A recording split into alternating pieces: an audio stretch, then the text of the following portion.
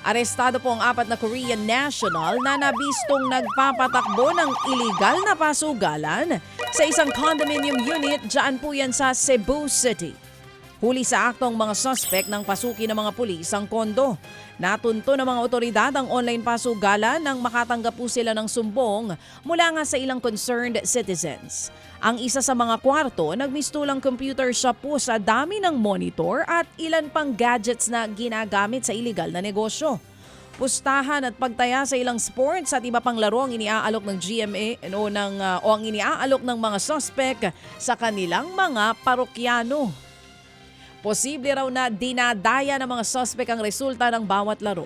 Maharap naman po ang 4 na naarestong Koreano sa reklamong illegal gambling na may kaugnayan sa Cybercrime Prevention Act. Iniimbestigahan na rin kung legal ba ang kanilang pananatili dito po sa bansa. Titignan din kung may koneksyon ang may-ari ng kondo sa nasabing operasyon. Sa iba pang balita, sa pool naman po sa video kung paanong pinagsusuntok ng isang driver ng kotse ang matandang tricycle driver dyan po yan sa Lapu-Lapu City sa Cebu.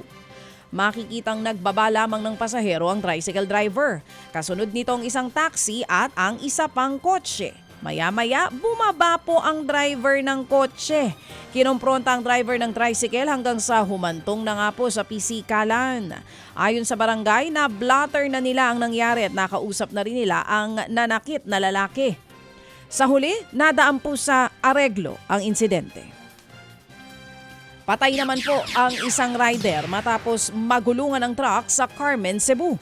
Sa kuha nga ng CCTV, makikita po ang motor sa likuran ng SUV. Hindi kita sa video pero bumangga ito sa SUV kaya natumba ang rider at ang angkas nito. Sakto namang paparating ang isang wing van mula po sa kabilang lane at nagulungan nga ang rider.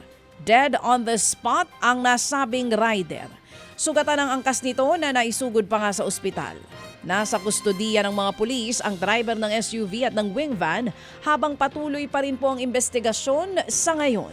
Mga kapatid, para sa iba pang mga balita at impormasyon, sundan niyo po kami sa X, Instagram, Facebook at syempre sa TikTok, True Network PH. Mag-subscribe din po kayo sa aming YouTube channel, True Network. May website din po tayo, truenetwork.ph at pwede niyo rin po kaming mapanood sa Channel 19 ng aming True FM TV. Lagi pa rin makinig sa radyo dito po sa 105.9 True FM dahil ito, lagi po sa'yo.